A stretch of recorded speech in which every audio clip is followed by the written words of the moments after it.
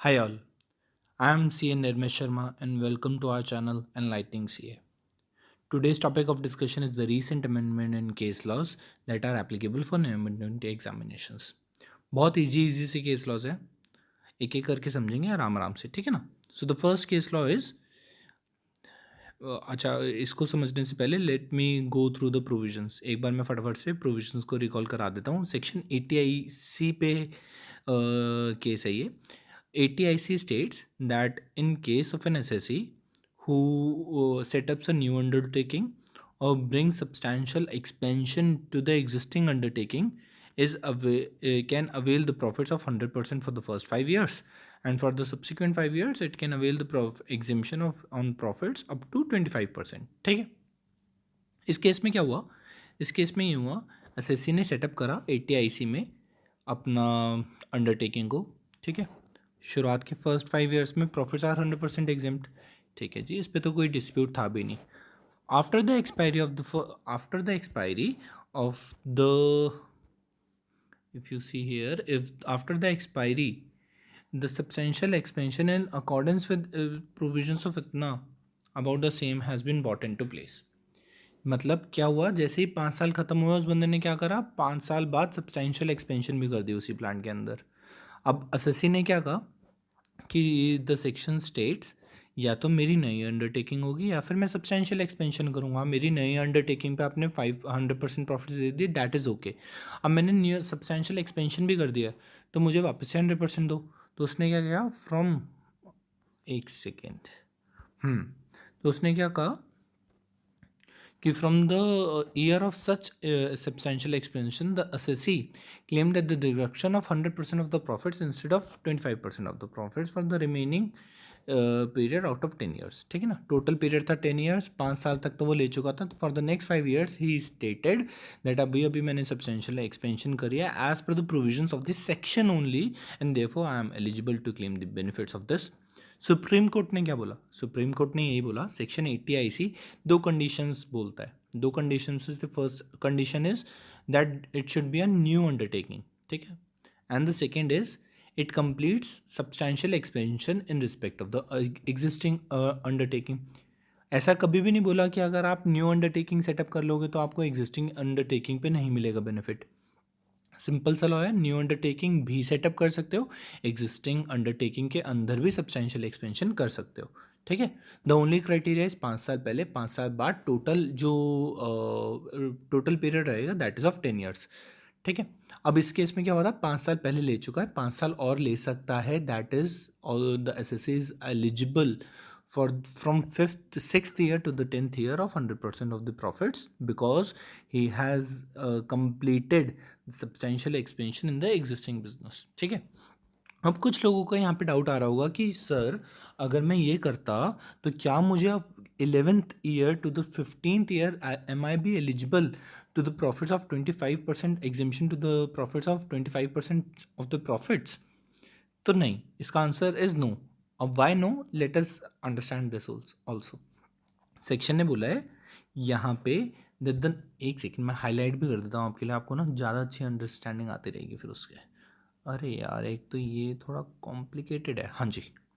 So new period of does not start, new period अभी start नहीं हुआ on account of the cap in subsection 6। Subsection 6 तो intact रहा ना, subsection पहले वालों में जो भी हो रहा हो। सेक्शन 6 ने कहा है टोटल डिडक्शन का टाइम रहेगा 10 साल, वो नहीं बढ़ेगा किसी भी हालत में। तो इस वजह से हमें benefit 11th to 16th year नहीं मिलेगा, 15th ईयर नहीं मिलेगा। क्रक्स क्या रहा, सुप्रीम कोर्ट की एक्सप्लेनेशन का क्रक्स ये रहा, if the substantial expansion is carried out immediately on the completion of 5th year the assessee would be entitled to 100% of the profits and gains again for the next 5 years। on the other hand if the substantial expansion is undertaken in the 8th year, उन्होंने कुछ भी एग्ज्यूम कर लिया, अगर 8th year में होता तो बताओ क्या होता। पहले 5 साल तो वो ले ही चुका 100%, 6th और 7th ईयर कितना मिलेगा लॉ के हिसाब से, सब्सिक्वेंट 5 years के लिए 25% मिलता है, तो 6th और 7th ईयर के लिए 25% मिल जाएगा। अब 8th ईयर में उसने फिर से सब्सटेंशियल एक्सपेंशन कर दी तो वापस से ही met the conditions of 80IC for claiming 100% of the deduction. So उसको 8th 9th 10th ईयर में भी 100% प्रॉफिट्स मिल जाएंगे। ठीक है, सिंपल है।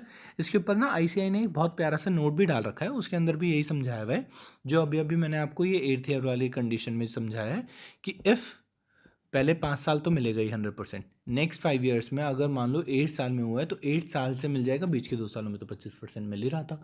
पर ये 10 ईयर्स ज़्यादा एक्सीड होके 15 नहीं रहेंगे, वो 10 ईयर्स की तो कैप सब सेक्शन 6 में लगा रखे है, वो वैसी की वैसी रहेगी। ठीक है, इजी था। Consequent to the above case law students are advise to ignore. अच्छा, इससे पहले भी हमने एक केस लॉ पढ़ा हुआ है, उसको हम इग्नोर कर देंगे बिकॉज इसके अंदर ज़्यादा जजेस थे, उसके अंदर कम जजेस थे। सुप्रीम कोर्ट का ही था, दोनों की इक्वल इंपॉर्टेंस थी, बट क्योंकि इसके अंदर ज़्यादा जजेस थे तो हम इसको ज़्यादा इंपॉर्टेंस देंगे। ठीक है, now the second case law is non issuance of notice under section 143(2) by the AO a defect not curable under section 292B। बीबी था यार, ये 292(8) भी हो गया। ठीक है, 292BB, in spite of the participation of the SSC in the assessment proceedings. Case है जी लक्ष्मण दास खंडेलवाल का। ठीक है, रेलिवेंट प्रोविजंस क्या बोलते हैं, 292BB बोलता है, 292BB बोलता है कि कोई भी डिफेक्ट है अगर इतना छोटा मोटा है तो हम उसको इग्नोर कर देंगे। 292 में वो बोलेगा कि इस छोटे मोटे डिफेक्ट की वजह से अब लक्ष्मण दास खंडेलवाल की स्पेलिंग में ना उन्होंने कर दिया लक्ष्मण दास खंडेलवाल, तो Laxman Das Khandelwal is not a defect due to which the proceeding should be stopped. We can say कि भाई नोटिस ही डिफेक्टफुल है और अब हमारे ऊपर वो मत करवाओ, कार्रवाई मत करवाओ, हमारी स्क्रूटनी मत खोलो। ठीक है, तो this reason is of no reason. इन छोटे मोटे डिफेक्ट्स को क्योर करने के लिए 292BB आ गया था। ठीक है ना, हमने पढ़ा भी हुआ है पहले। ठीक है, तो अब इस केस में क्या कह रहा है, 292BB कहता है कि भाई नोटिस इशू होगा, पर नोटिस के अंदर कुछ भी छोटी मोटी इश्यूज हैं तो उन इश्यूज की वजह से ऐसा नहीं होगा कि असेसमेंट नहीं होगी। ठीक है, बस इतनी सी बात बोलता है वो, हमेशा बोलता है पर कि नोटिस तो होना ही चाहिए, ये नहीं बोलता कभी भी नोटिस ही नहीं होना चाहिए। ठीक है, और साथ में ये भी बोल, ठीक है, बस इतना ही बात बोलता है। एक बार पढ़ना है, चलो फटाफट पढ़ लेते हैं। The issue of notice under section 143(2) is mandatory for making a regular assessment under section 143(3). Section 292BB is a deeming provision that seeks to cure defects in any notice under the provisions of the Income Tax Act if the assessee has participated in proceedings. अगर participate कर लिया तो फिर point ही खत्म। 292BB provides that where the assessee has participated in proceedings, any notice which is required to be served upon him shall be deemed to have been duly served, and the assessee would be precluded from taking any objection that the notice was not served to him, not served upon him in time, served upon him time in an improper manner। ये सारे उसके जो भी reasons हैं वो माने नहीं जाएंगे। ठीक है ना, अब इस केस में क्या होता है, इस केस में उन्होंने कहा कि भाई फैक्ट्स में ये था कि नोटिस इशू ही नहीं करा, नोटिस डिफेक्टफुल नहीं था, नोटिस टाइम पे नहीं था, वो सारी तो इश्यूज ही नहीं थे, नोटिस इशू ही नहीं हुआ। जब भी एसएससी पहुंच गया जी हाँ कोई बात नहीं मुझे बताओ, मेरी असेसमेंट चल रही है, मैं तो खुद से करवाऊंगा, मुझे बताओ, जैसे ही ऑर्डर पास हुआ उसने कह दिया कि नहीं ये तो मेरी असेसमेंट ही डिफेक्टफुल है, this is not valid and should be considered as void, क्योंकि मुझे तो नोटिस ही नहीं इशू हुआ। अब इस केस में चले गए हम सुप्रीम कोर्ट के पास। सुप्रीम कोर्ट के ऑब्जर्वेशंस रहे, according to section 292BB if the SSC has participated in the proceedings by way of legal fiction, notice issued would be deemed to be valid even if the infractions as detailed in the sections।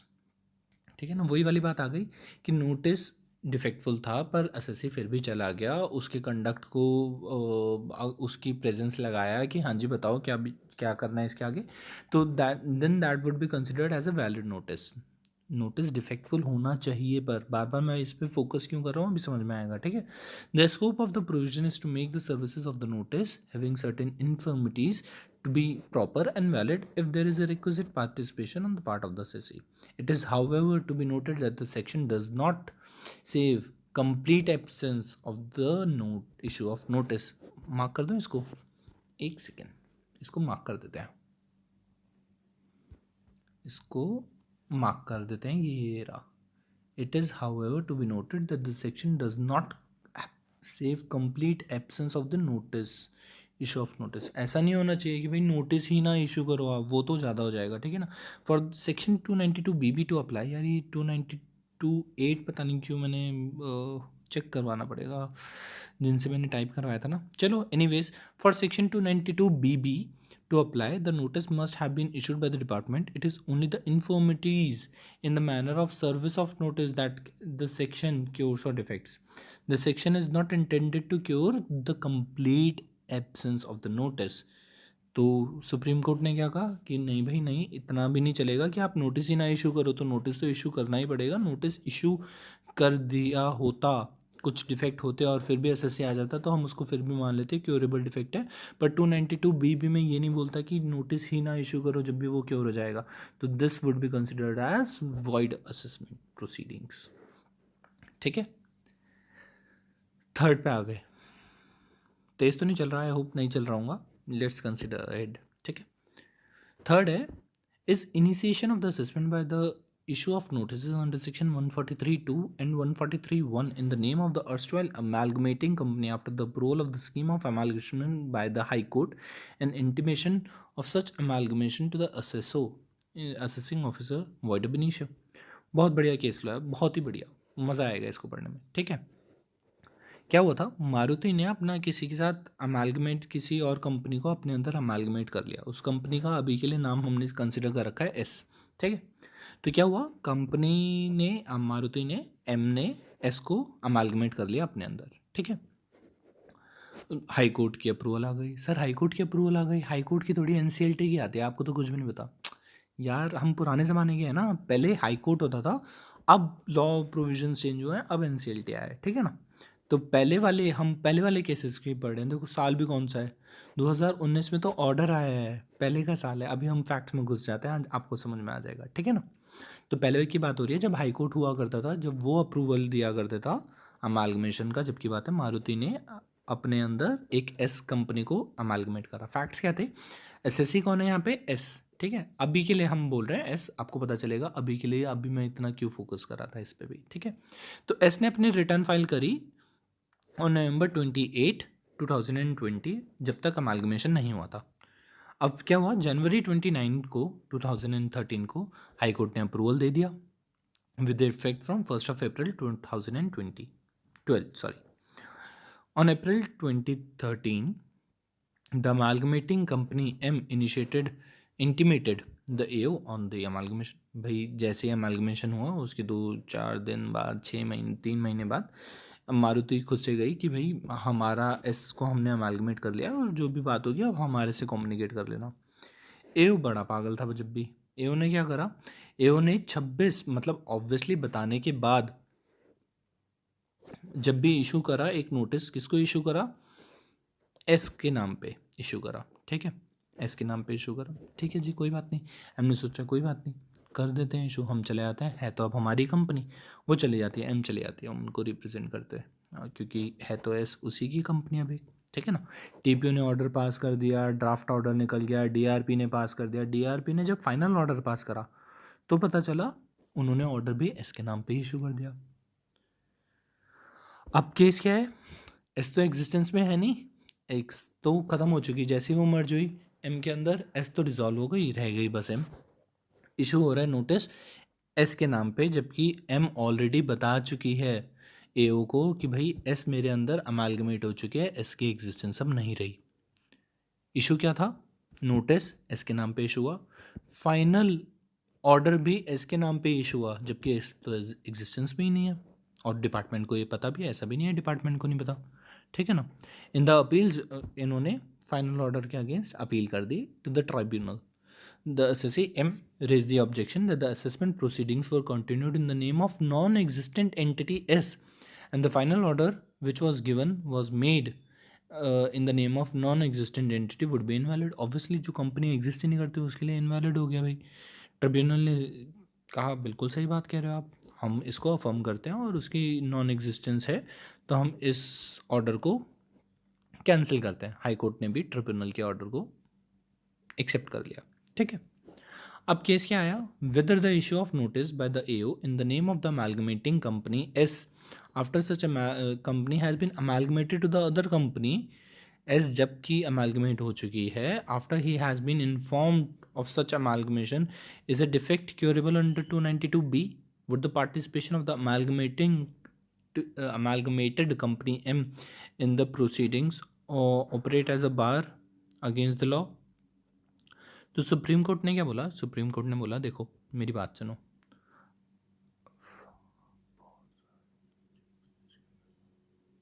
देखो मेरी बात सुनो, the consequences of the approval of the scheme of amalgamation, जो भी पुराने वाला law चलता था उसके हिसाब से चलता है। अब जब उसको जो भी करना था उसने सब कुछ कर लिया।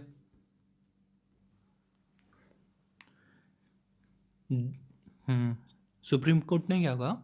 सुप्रीम कोर्ट ने कहा despite the fact that the AO was informed of the amalgamation of the amalgamating company to the amalgamated company, the jurisdictional notice was issued in the name of amalgamating company। क्यों भाई, क्यों करा आपने issue? ही क्यों करा जब आपको पता था तो?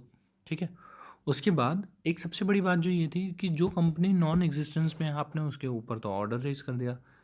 तो सुप्रीम कोर्ट ने कहा accordingly the supreme court held that the initiation of the assessment proceedings on a non existent entity was void ab initio and the participation in the proceedings by the appellant amalgamating company in the circumstances cannot be act as a estoppel against the law। cannot be estoppel मतलब against the law, ठीक है, it cannot work against the law। ठीक है, case simple था। वापस से एक बार summary बता दूं?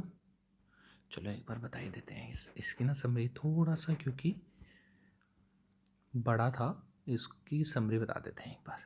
केस ये था, एक कंपनी एम के अंदर एस अमालगमेट हो गई, एस की एग्जिस्टेंस ख़त्म हो गई। एस की एग्जिस्टेंस ख़त्म होने के बाद एम ने एओ को बता दिया, एओ ने फिर भी उसको नज़रअंदाज करके इशू कर दिया नोटिस एस के ऊपर।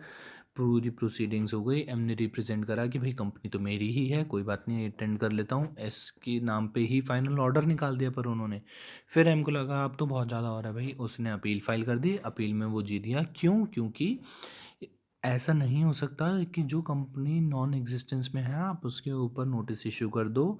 एम ने अपनी सारी फॉर्मेलिटीज़ पूरी करी थी, एम ने ऑलरेडी इंटीमेट कर दिया था, तो आपने क्यों करा उसके ऊपर नोटिस रेज और उसके ऊपर असेसमेंट प्रोसीडिंग्स का ऑर्डर फाइनलाइज करा?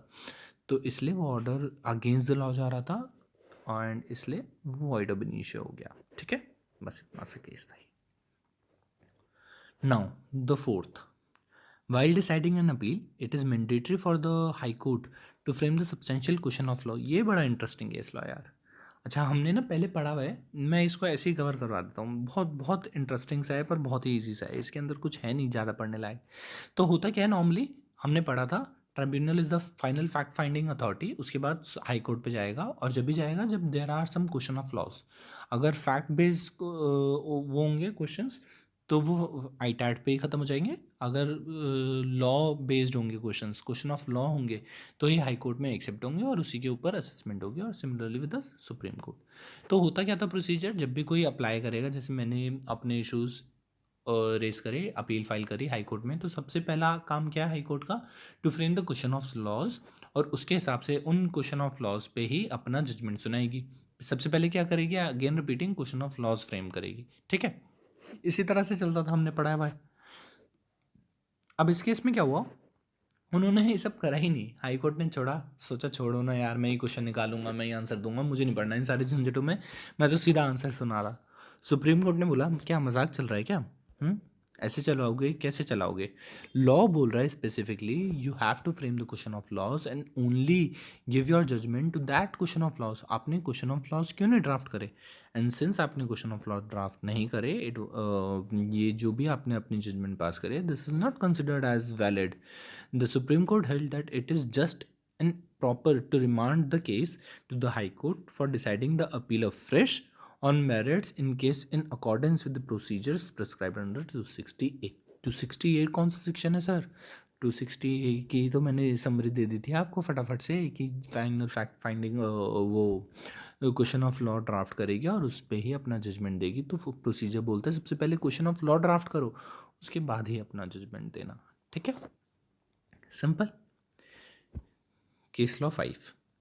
Can any transaction which enables the enjoyment of the immovable property be considered as enjoyment of the purported owner thereof for being treated as a transfer of capital? अच्छा, okay,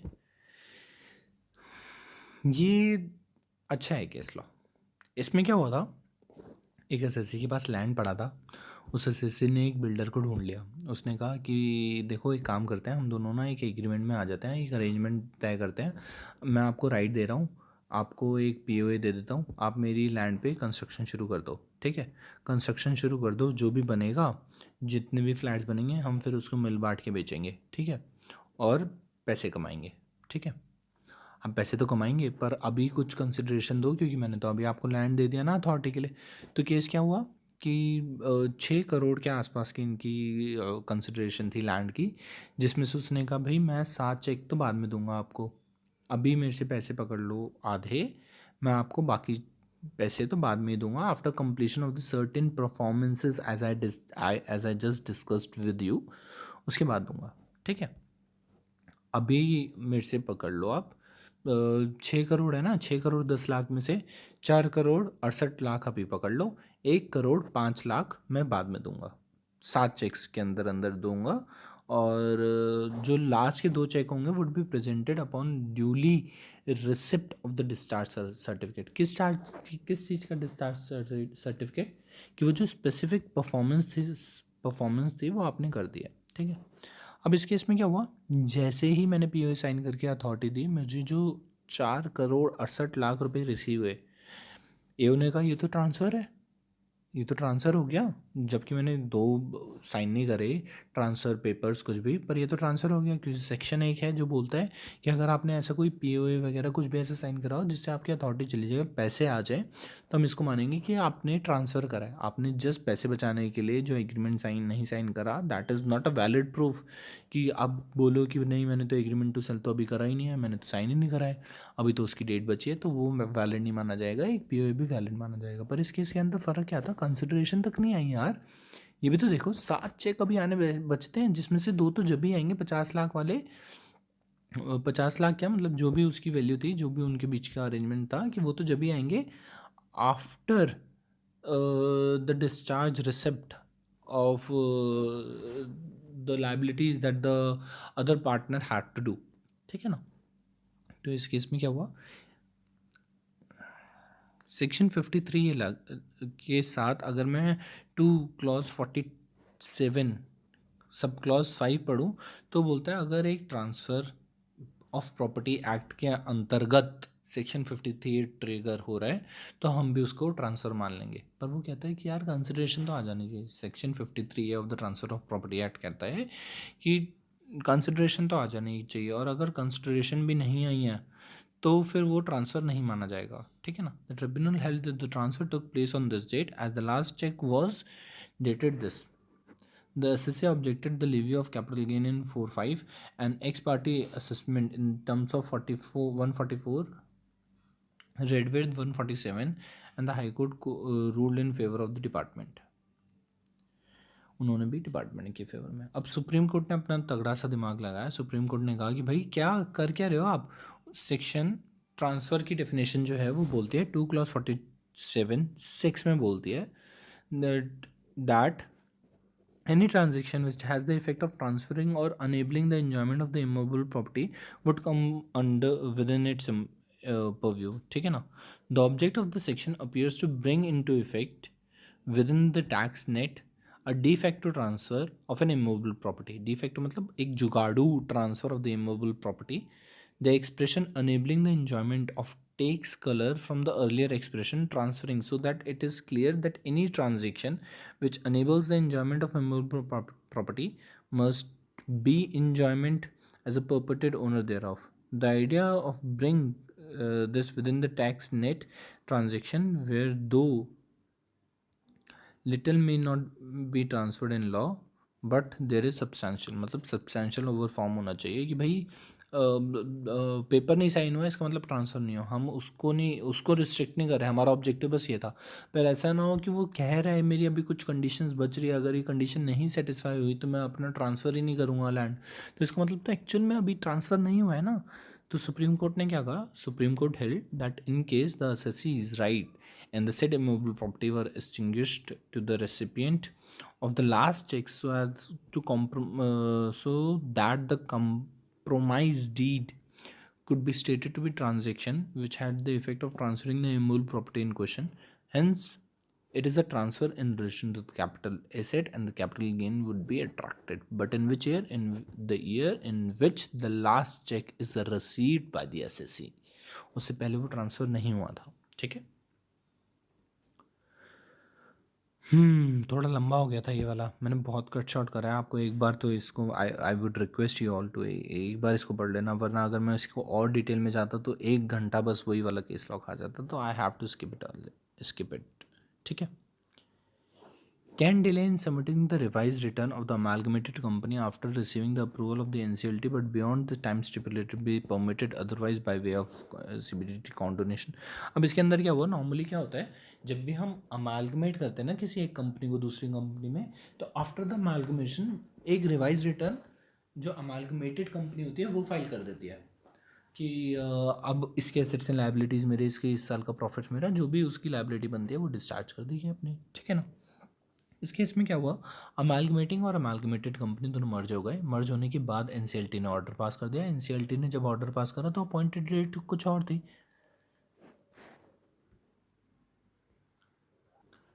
ठीक है, वो कुछ और थी. एक बार facts को समझ लेते हैं. ठीक है. The SSC company entered into an interconnected scheme of arrangement and amalgamation with 9 companies. The appointed date was, एक बार इसको ना हाईलाइट कर लेते हैं क्योंकि इसके अंदर डेट्स बहुत रिलेवेंट है यार. ठीक है. अपॉइंटेड डेट क्या थी, जनवरी 2015 थी. The scheme was duly approved by NCLT and the last order was dated this. भाई हमारी अप्रूव कब हुई, अरे अरे अरे ये तो गलत मार्क हो गया. मई 18 में ये अप्रूव हुई एनसीएलटी से. The SSC company filed it's order original return. SSC company ने भाई अपनी ओरिजिनल रिटर्न तो पहले से ही फाइल कर दी थी, वो वेट थोड़ी कर रहे थे फॉर असेसमेंट ईयर. कौन सा असेसमेंट ईयर की बात कर रहा हूँ अभी मैं, 16-17. मई 2018 में आया, 16-17 की तो अभी तक मैं भर चुका हूँ ना. ठीक है. Within the due dates, that is 139(1) बोल रहा है, कोई बिलेटेड नहीं है, कोई रिवाइज नहीं है. ठीक है. On these dates respectively declaring losses and nil income. जिसका लॉस था उसने लॉस डिक्लेयर कर दिया, जिसकी नील थी उसने नील कर दिया. फिर जैसे ही ट्रांसफर कम the SSC the assessees, the transfer companies, they after mutually filed the revised return of the income for 16-17 under this, that is revised return file कर दी. क्यों कर दी भाई, नवंबर 18 को, that is after the date of passing of the order of NCLT, कि भाई हमारी तो अब ये लाइबिलिटीज़ हैं, हमने इन दोनों को मर्ज कर लिया है. ठीक है. पर डिपार्टमेंट को पता नहीं क्या सूझी. डिपार्टमेंट ने कहा दिसंबर 18 में, ओ फ़ोन की बैटरी बताओ कम होने लग गई है. चलिए कोई बात नहीं, वापस आ जाते हैं. On December 18 the department held that the assessee had belatedly file the revise return without obtaining the. अब उसने क्या कहा कि भाई ये तो लॉस की सिचुएशन है, आपने कॉन्डोनेशन लिया था 119 में, कॉन्डोनेशन लिया आपने, कॉन्डोनेशन तो लिया ही नहीं ना, तो हम आपको कैसे लॉस दे दें. एसएससी का घूम गया दिमाग. एसएससी ने सीधा जाके फाइल कर दे रिट. उसमें क्या कहा कि जी डिपार्टमेंट मेरे को पागल बना रहा है, मैं पहले गया था, मैंने मर्जर करवाया, एनसीएलटी ने मुझे भेजा डिपार्टमेंट के पास, मैंने डिपार्टमेंट से अपनी परमिशन लिया, डिपार्टमेंट ने मुझे अपना एनओसी दिया. हमें पता है ना, हमने पढ़ रखा है ना कि प्रोसीजर क्या रहता है. एनसीएलटी बोलते जाओ, रेगुलेटर्स के पास जाओ, उनसे अप्रूवल लेके आओ, जब भी हम अप्रूव करेंगे. तो उन रेगुलेटर्स में इनकम टैक्स डिपार्टमेंट भी आता है. तो मैंने उनसे अप्रूवल लाया, मैंने पूरा मर्जर करा, अब मैं अपनी रिटर्न रिवाइज कर रहा हूँ. This is the NCLT order, जिसको मैं पहले फाइल ही नहीं कर सकता था. मेरे ऑर्डर आने से पहले थोड़ी मैं अमेलगमेटेड कंपनी के अंदर फाइल कर देता, अमेलगमेटिंग कंपनीज़ को. तो मैंने जैसे ही ऑर्डर आया वैसे ही मैंने फाइल कर दिया. अब मैं इसके अंदर क्या कर सकता था और इससे ज़्यादा, सारे मैंने अप्रूवल्स ले ली, सब कुछ कर लिया. फिर भी ये कह रहे हैं कि हमें वो नहीं मिलेगा, लॉस का बेनिफिट नहीं मिलेगा. तो सुप्रीम कोर्ट ने क्या बोला, सुप्रीम कोर्ट ने बोला the scheme of arrangement and the amalgamation between the SSC and the 9 companies enable the SSC to file its revise return even after the prescribe time limit for filing or revising such return had lapsed without incurring any liability on account of interest, penalty or any other sum in compliance with 235 of the companies act. ठीक है ना. Companies act ने ही बोला, मैं तो file भी नहीं करता, पर मैंने तो अपनी कंप्लायंस करी. नोटिस वन, ठीक है, एंड अंदर रूल्स हैड, ये हमने डिसाइड चेक कर लिया कि भाई डिपार्टमेंट को भेज दिया था, डिपार्टमेंट ने कोई ऑब्जेक्शन नहीं रेज करा। Pursuant to the scheme was sanction by NCLT and attain the statutory force only on not only entered say the transfer and transfer company but also availing again since there is no objection raised by the statutory authorities, the department or any other regulator or authorities likely to be affected by the scheme. As a consequence, the amalgamating companies lost their separate identity and character and ceased to exist upon the approval of the scheme of amalgamation, and their assets, profits and losses were transferred to the books of the assessees. है ना भाई, यही तो हुआ। उन्होंने अपनी separate legal existence खो दी after the order and they automatically got merge with amalgamated company. अब अमालगमेटेड कंपनी अपने रिटर्न भर है तो तुम कह रहे हो तो क्या हमें लॉस नहीं मिलेगा।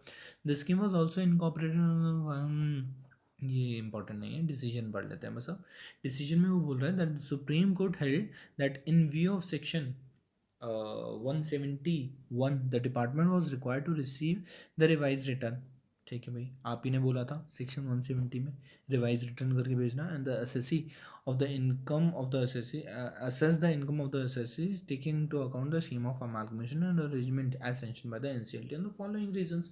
और आप ही ने बोला था कि उसके अंदर इसको इनकॉर्पोरेट करके देना, हमने वो कर दिया। Section 139(5) would have been apply, कब होता वो apply, would have been applied since the revised return was not filed by the SSC on account of the omission or wrong statement in the original return। ऐसा तो कोई case था नहीं ना, कोई omission नहीं थी, कोई wrong statement नहीं थी।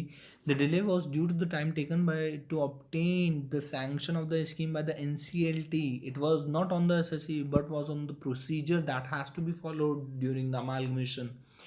It was the impossibility of the SSC companies to have, ये देखो ये आ गई ना वही लाइन जो मैं अभी बोल रहा था, पॉसिबल ही नहीं था उस बंदे के लिए। यार आप कैसे कर सकते हो ये काम उसके साथ। It was not possible for the SSC company to have filed its revised return for Itna before the date of 31st of March 2018 since NCLT passed the last order sanctioning the scheme only on April 2012, 2018 and May 2018 since 119(2)(b would not be applicable where the SSC had reconstructed its business and has filed the revised return of income with the prior approval of without any objection of the department। हमें कोई approval लेने की ज़रूरत नहीं है, ठीक है। Case number 7, whether an arrangement entered into by a firm with the state government and work done in pursuance thereof survive upon its conversion into a company be considered as compliant with clauses A and B of section 80IA to qualify as deduction। अरे यार ये तो बहुत बहुत मतलब कुछ भी आप कर रहे हो। और अच्छा चलो इसको मैं ऐसे ही बता दूँ एक बार, पहले एक बार फटाफट से वैसे बता देता हूँ। देखो हुआ क्या, एक पार्टनरशिप फर्म थी, पार्टनरशिप फर्म को एक कॉन्ट्रैक्ट मिल गया, स्टेट गवर्नमेंट ने दिया, 80IA का रजिस्ट्रेशन उस बंदे के पास था, उसने काम शुरू कर दिया, काम ख़त्म कर दिया। काम ख़त्म जैसे ही कंस्ट्रक्शन पूरी हुई उसके बाद उसको कलेक्शन वगैरह मैनेजमेंट वगैरह भी देखनी होती है, 80IA बोलता है ना। तो उसने क्या करा, जब उसकी कंस्ट्रक्शन खत्म हो गई उसने उसको कन्वर्ट कर दिया अपनी पार्टनरशिप फर्म को इनटू अ कंपनी। जैसे ही कंपनी में कन्वर्ट करा, जो भी उनके चीफ इंजीनियर नहीं होते PWD डिपार्टमेंट के, उन्होंने पार्टनरशिप से काटा, कंपनी को दे दिया कि भाई अब कंपनी में कन्वर्ट हो गया तो पार्टनरशिप के पास तो रजिस्ट्रेशन होना नहीं चाहिए, तो कंपनी से हटा के पार्टनरशिप से हटा के कंपनी को दे दिया रजिस्ट्रेशन। अब डिपार्टमेंट कह रहा है कि नहीं जी नहीं, ये तो गलत है, हमें तो उसी के पास चाहिए, हमें तो इसके पास नहीं चाहिए, हम तो 80IA का बेनिफिट पार्टनरशिप फर्म को ही देंगे, कंपनी को नहीं देंगे। तो सुप्रीम कोर्ट ने कहा पागल वागल मत बनाओ, ऐसे नहीं होता। जो काम उसके जो भी 80IA की कंडीशंस थी, if the company is meeting all those conditions then what's the problem in that, तो इसलिए इसको अलाउ करो, ठीक है। केस तो यही था। अब पढ़ लेते हैं इसको डिटेल में। An erstwhile partnership firm entered into an agreement with the Rajasthan state government for construction of road and collection of the road और टोल टैक्सेस, ठीक है ना। क्या भाई, हम कंस्ट्रक्ट करवाएंगे और हम टोल टैक्सेस कलेक्ट करवाने में आपकी हेल्प करेंगे। The construction of road was completed by the said firm. आ जाइए ये देखिए जो मैं कह रहा था ना, अरे नीचे वाली लाइन मार्क हो गई, हाँ जी, ये इस टाइम तक तो तैयार हो चुका था। And the same was inaugurate भी हो गया 1 अप्रैल से। The firm was converted on 28 को कन्वर्ट हुई, कंप्लीट उसने कर दी थी 27 को, या 28 को कन्वर्ट हुई है, उसके एक दिन बाद S H C under the companies Act upon the conversion intimation was given to the chief engineer of PWD Rajasthan Jaipur who cancelled the registration, in name of the firm and अरे mark ही नहीं हुआ, हाँ जी, who cancelled the registration in name of the firm and granted the fresh registration in इतना, ठीक है। For FY 23, the AO declined the claim of the assessee company under Section 80 IA, which decision was reversed by CIT appeals, ठीक है। Department of preferred and appeal, भाई पहले CIT के पास गए, उन्होंने भी रोक दिया, फिर वो गए ITAT पे, उन्होंने भी मना कर दिया, अब वो गए डिपार्टमेंट से हाई कोर्ट के पास, हाई कोर्ट ने क्या बोला। सबसे पहले एक बार प्रोविजंस देख लेते हैं। Section 80 IA requires that the assessee must be an enterprise carrying on the business of developing, maintaining and operating or developing, maintaining and operating any infrastructure facility which enterprise is owned by the company registered in India, fulfilling the conditions mentioned in A to C thereunder.